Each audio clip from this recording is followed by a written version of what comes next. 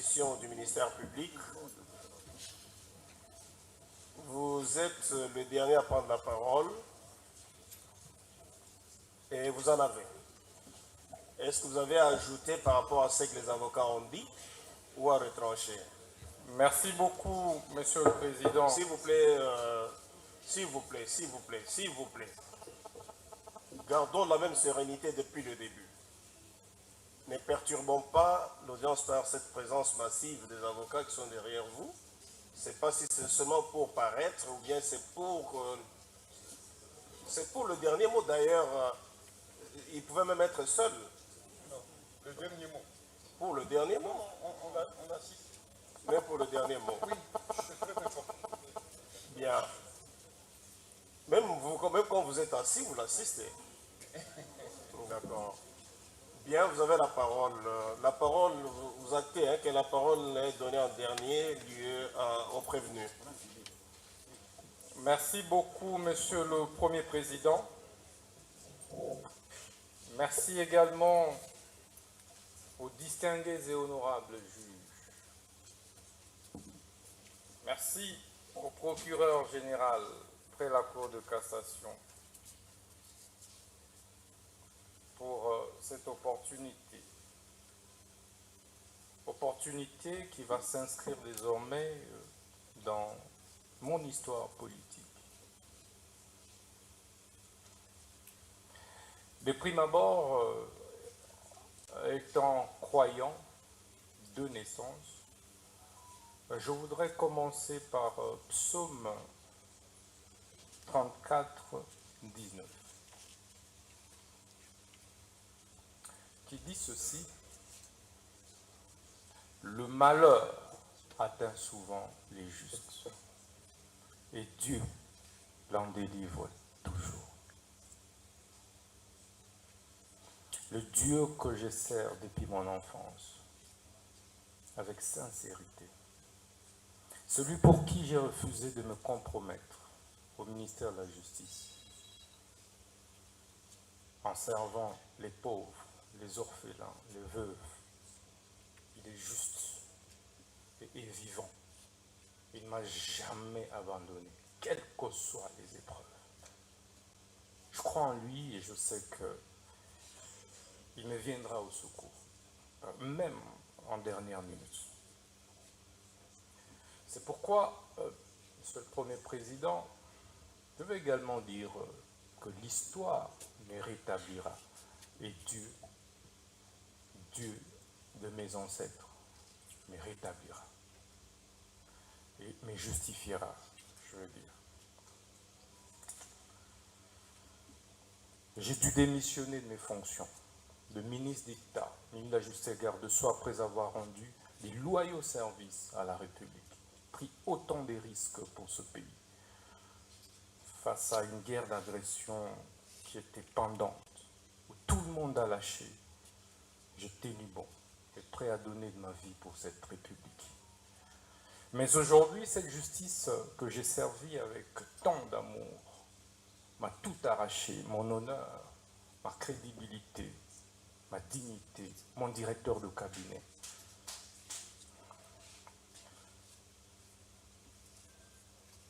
Mais il y a un adage, un dicton russe qui dit que ceux dont le destin définit pendu ne se noient pas.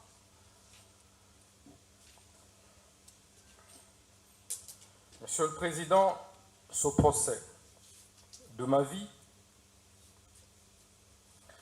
était la dernière preuve que j'attendais pour confirmer que j'étais dans le bon, dans la lutte pour la justice juste et équitable pour tous. Ça ne me serait pas arrivé, je douterais de moi et de la lutte que j'ai menée depuis l'école, où j'ai créé, alors que je n'avais que 15 ans, l'association de lutte contre la tricherie. Et à l'université protestante au Congo, j'ai créé l'association de lutte contre les antivaleurs, président des étudiants. Je me suis opposé à toutes les antivaleurs, et de manière farouche, qui m'avait valu pour la première fois de reprendre en deuxième session, alors que j'avais distingué. Et je payais ce prix avec honneur.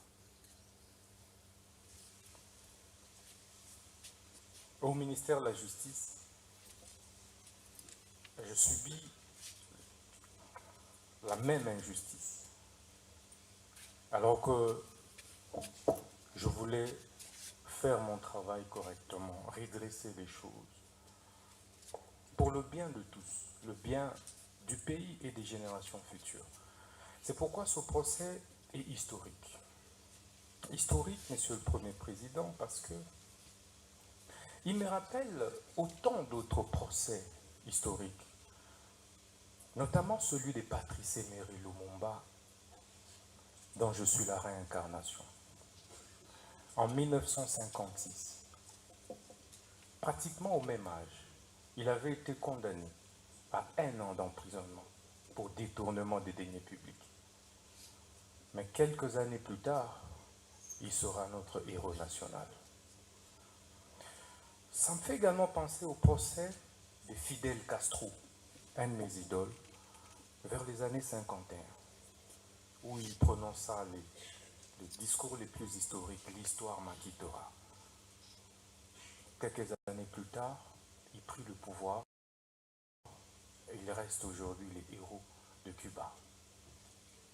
Ça me fait également penser au procès de Lula da Silva, et ça c'est le plus récent.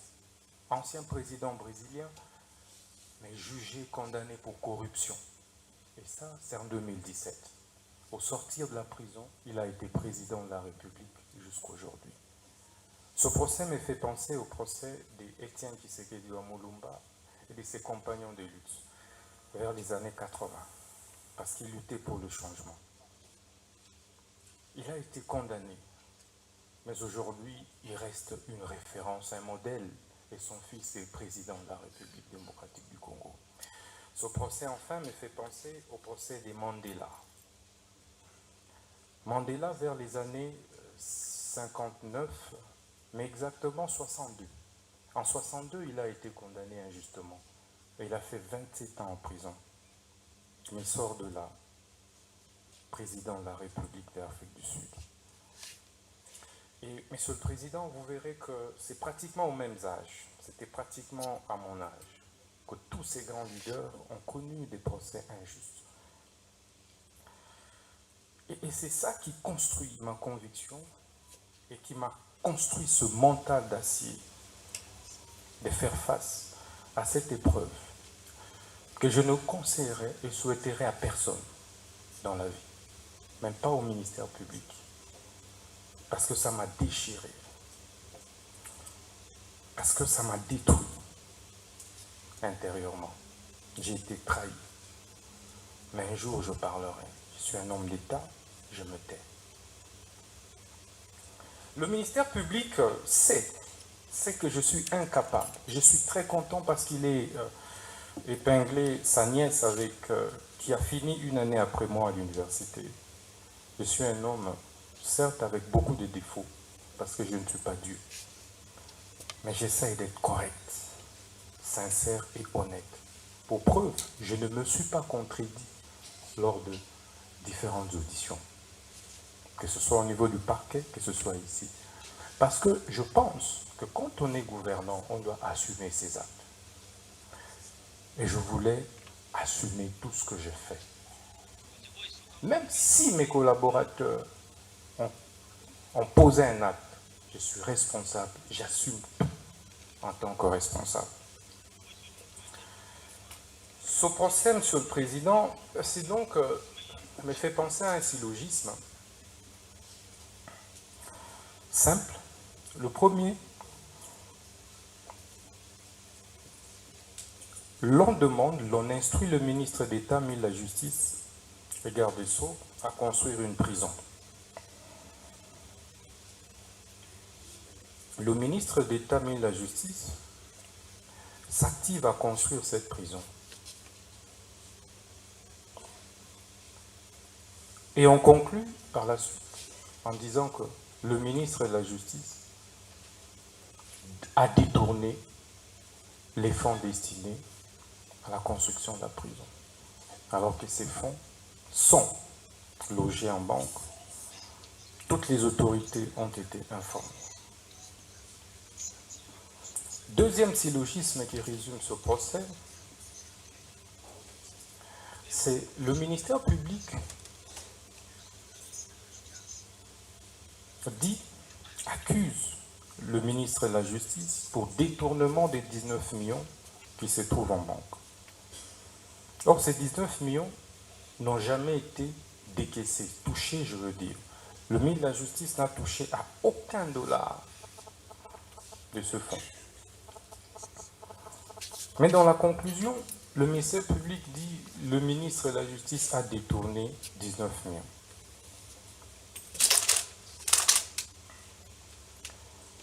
Je suis perdu face à ces syllogismes. Mais ce procès et ces syllogismes ne me surprend pas. Pourquoi ça ne me surprend pas? Parce que ce n'est pas la première fois que le ministère public ait fait un réquisitoire contre moi. À peine 3 mois que j'étais nommé ministre de la Justice, le ministère public, le même, PG Cassation, avait déjà fait un réquisitoire pour me faire arrêter. Mais il sait comment cela n'avait pas abouti. 3 mois à peine. Nous sommes au mois de septembre 2024. Je serais surpris de voir un réquisitoire du ministère public pour qu'on arrête le ministre Moutamba de la Justice. Pour quelle raison? Pour un rapport qui était concocté, dressé à mon insu par les 2 juges que nous avions récusés.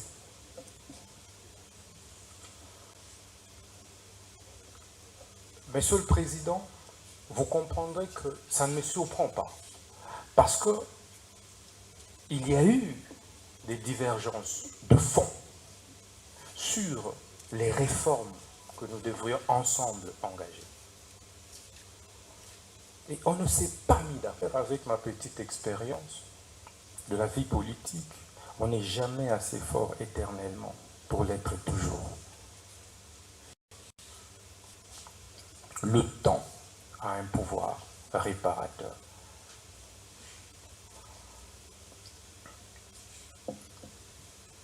Monsieur le Président,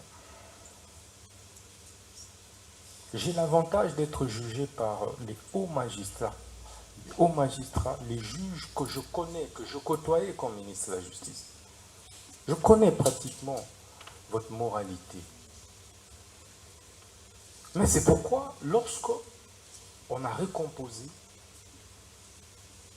ce siège, nous ne nous sommes pas opposés. Parce que nous connaissons votre capacité à être indépendant. Notre combat ensemble a été et a toujours été d'éviter des interférences des politiques sur les judiciaires et de la hiérarchie sur les judiciaires. On a organisé des états généraux pour ça. Je suis heureux qu'il y ait des professeurs d'université qui m'ont aussi fréquenté parmi vous. Par la suite, d'affronter votre haute sagesse, que vous n'êtes pas obligé, vous n'êtes pas appelé, vous, magistrats, la plus haute instance judiciaire de notre pays, à régler nos problèmes de leadership au sein du gouvernement au niveau de la justice. Si je gênais, ce n'était pas la justice. Il y a eu remaniement qui venait de se passer. On pouvait me faire partir par ce remaniement. Mais hélas, on a préféré venir par devers vous. Et je sais que vous êtes sage. Monsieur le Premier Président, vous êtes un grand professeur d'université que nous connaissons. Et c'est même pourquoi vous avez conduit des mains de maître avec sérénité, avec assurance. Vous nous avez donné des assurances d'une justice juste lors du déroulé des débats. C'était calme, apaisé, tout le monde a parlé et je tenais à vous en remercier. Monsieur le Premier Président, Messieurs de la Cour, vous avez le choix de condamner un innocent et de l'acquitter en entrant dans l'histoire par la grande porte. Par la grande porte. L'histoire nous renseigne que vos prédécesseurs, qui n'étaient pas plus brillants que vous, qui n'étaient pas plus intègres que vous, ont dû faire valoir la justice. Et la vraie justice. Moi, je crois en vous. Je ne voudrais pas que le réquisitoire du ministère public, qui est malheureusement beaucoup plus personnalisé, nous ne pouvons pas révéler tout ce qui s'est passé dans nos relations entre ministre et la justice et parquet, toutes les divergences qu'il y a eu, tout ce qui s'est passé. Vous, en tant que notre indépendant, vous direz le bon droit. C'est par ce mot que je tenais à vous remercier du fond du cœur. Il y a certes eu des tensions que le ministère public a qualifiées de propos discourtois. Je retire tous ces propos avec beaucoup d'humilité parce qu'il s'agissait d'un procès de ma vie et que j'étais obligé de me défendre. Donc, je suis et reste très loyal et fidèle envers les institutions de la République, envers mon pays, que je continuerai à servir, quels que soient les cas de figure. Je vous remercie. Bien, la Cour prend acte de votre intervention, mais avant de vous poser les dernières questions, un membre voudrait corriger. Et ce membre, peut-être celui que vous avez visé à ma personne, je ne suis pas professeur d'université, mais nous avons dans le rang un professeur d'université, peut-être que c'est de lui qu'il s'agit, en tout cas c'est pas moi. Et donc c'est cette précision que je voulais apporter pour qu'on puisse sortir de cette salle, pas avec des hommes d'ombre. Bien, dernière question, vous avez des antécédents judiciaires? Vous avez des antécédents judiciaires connus? Non, non, non. Vous n'avez jamais fait l'objet de poursuites judiciaires? Non, non. Jusqu'à une condamnation? Non. Vous dites que vous êtes marié? Oui. Père de 6 enfants? 5. 5 enfants. Oui.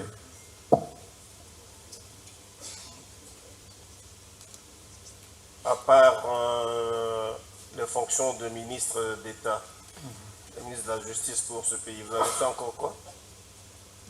Avocat. Je suis d'abord député national. Ouais. Député national élu dans la circonscription de Lubao, province de Lomami. Et puis avocat et enseignant à l'UPC. Donc chef des travaux. Bien sûr, avec ces mots, la Cour déclare les débats clos, met la cause en délibéré. Son arrêt intervient dans le délai de la loi, soit... Pardon? Nous sollicitons 48 heures pour déposer nos notes. 72 heures, le temps de compiler et puis déposer nos notes. Autorisé, autorisé. Merci.